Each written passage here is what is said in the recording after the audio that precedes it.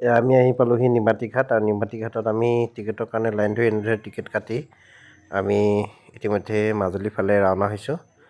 আমি ইতিমধ্যে জাহাজত উঠি মাজুলীলৈ ৰাওনা হৈছোঁ আৰু মাজুলী অভিমুখে আমি গৈ আছোঁ।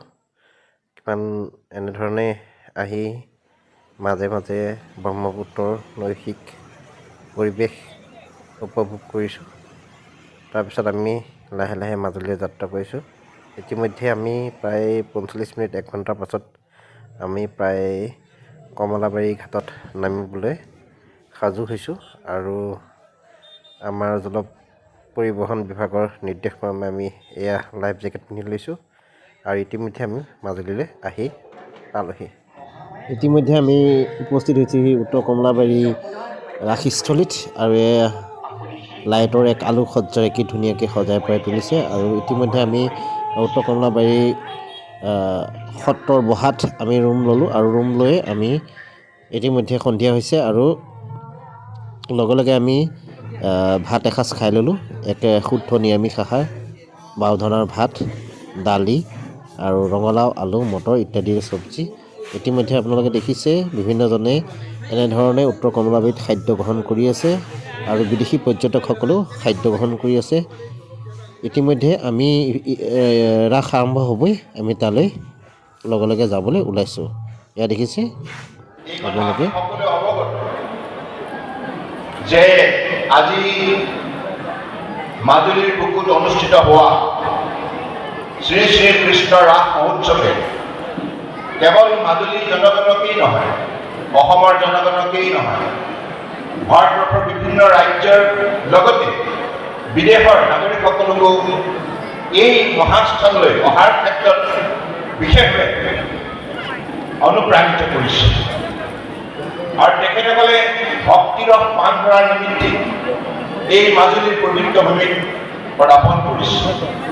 মই ভাৰতবৰ্ষৰ বিভিন্ন প্ৰান্তৰ পৰা অহা পৰম শ্ৰদ্ধাৰ বৈষ্ণৱপ্ৰাণ ভক্তবৃন্দলৈ উত্তৰ কমলাবাৰী সত্ৰাধিকাৰ প্ৰভুৱে আজি এই সত্ৰৰ আমাৰ বৈষ্ণৱপ্ৰাণ ভক্তবৃন্দক লগত লৈ মাজুলীবাসীক আস্থাত লৈ লগতে আমাৰ শংকৰদেৱ কৃষ্টি সংঘৰ সহযোগত আৰু ইয়াৰ স্থানীয় বিধায়ক সকলোৱে সহযোগত আজি যেনেধৰণে আপোনালোকে শ্ৰী শ্ৰী কৃষ্ণ ৰাস মহোৎসৱ আয়োজন কৰিছে, তাৰ বাবে মই আপোনালোক সকলোকে আন্তৰিকতাৰে কৃতজ্ঞতা জ্ঞাপন কৰিছোঁ।